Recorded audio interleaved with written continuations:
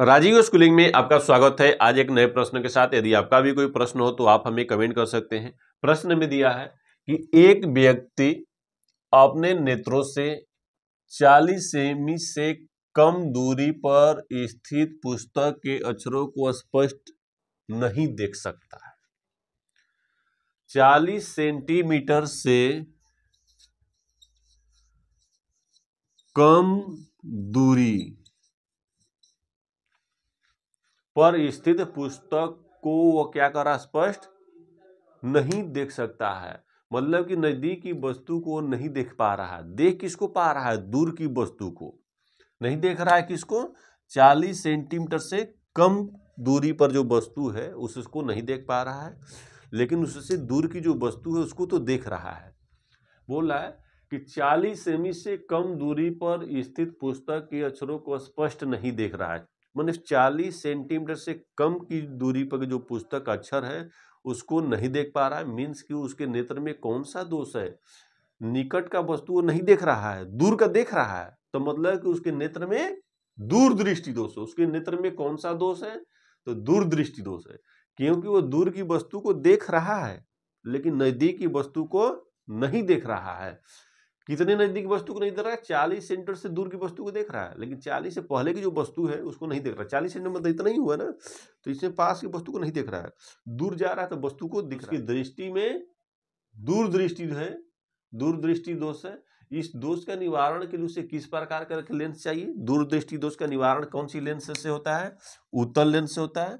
उत्तल लेंस क्या होता है कि वह लेंस जिसका बीच का तल किनारों की अपेक्षा मोटा हो, उस लेंस को उत्तल लेंस कहते हैं। उत्तल लेंस की सहायता से हम दूरदृष्टि दोष का निवारण करते हैं।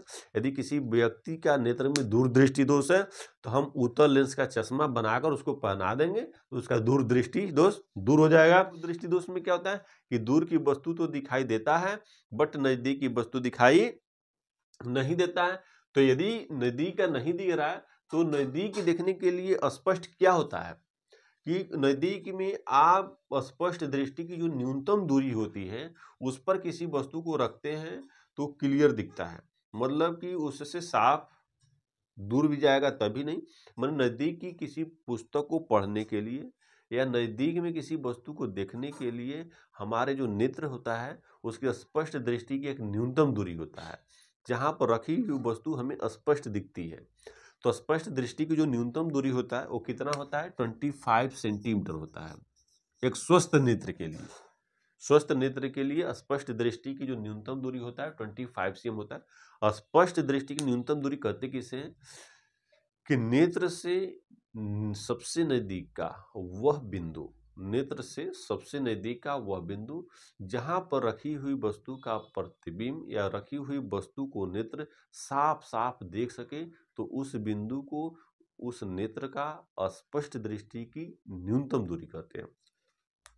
तो दूरदृष्टि दोष है यानी 40 सेंटीमीटर की वस्तु दूरी पर अगर किसी वस्तु का प्रतिबिंब बने तो नेत्र क्या करेगा? देख लेगा। मीन्स कि V इक्वल दिया है 40 cm।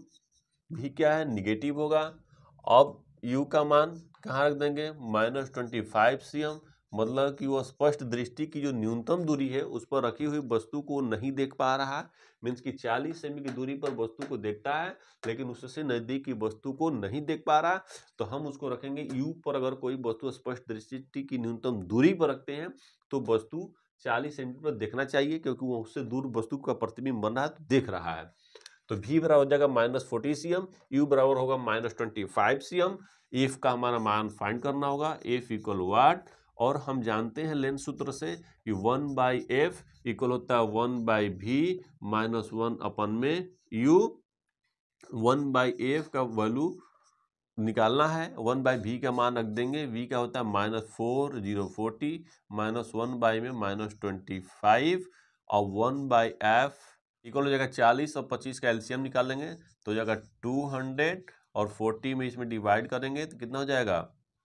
5 - 5 ये हो जाएगा माइनस और माइनस प्लस और 25 8 200 तो 8 हो जाएगा। तो 1 में f इक्वल -5 + 8 मीन्स कि 3 में 200। तो f इक्वल क्या होगा आपका? 3 एफ इक्वल आपका हो जाएगा कितना 200/3 सेंटीमीटर, कितना हो जाएगा 200/3 सेंटीमीटर हो जाएगा। अब सेंटीमीटर को मीटर में बदलने के लिए क्या कर देंगे, एफ इक्वल है 200/3 सेंटीमीटर में है, तो सेंटीमीटर को मीटर में बदलने के लिए क्या करते हैं 100 से डिवाइड करते हैं। यदि हम इसमें डिवाइड कर देंगे 100 से तो ये हमारा हो जाएगा मीटर में, तो एफ इक्वल आपका हो जाएगा 1 0 से 1 0 कट गया 2/3 मीटर। अब बोल रहा है कि निवारण के लिए उसे किस प्रकार का तथा कितनी क्षमता का लेंस चाहिए। अब ये देखिए फोकस दूरी का मान किस में आया, पॉजिटिव में। तो किस लेंस की फोकस दूरी धनात्मक होती है, तो उत्तल जो लेंस होता है उसकी फोकस दूरी हमेशा पॉजिटिव होती है। तो इस लेंस की कौन सा किस प्रकार का लेंस चाहिए, तो उसको निवारण के लिए उत्तल लेंस चाहिए। और उसकी क्षमता पूछ रहा है कि लेंस की क्षमता कितना होना चाहिए, तो फोकस लेंस की क्षमता क्या होता है, फोकस दूरी के व्युत्क्रम या विलोम को लेंस की क्षमता कहते हैं। फोकस दूरी एफ है, इसका विलोम क्या हो जाएगा 1/f हो जाएगा, तो हम विलोम लिख दिए बाई को लेंस की क्षमता, तो P इक्वल 1, एफ का मान कितना है 2/3,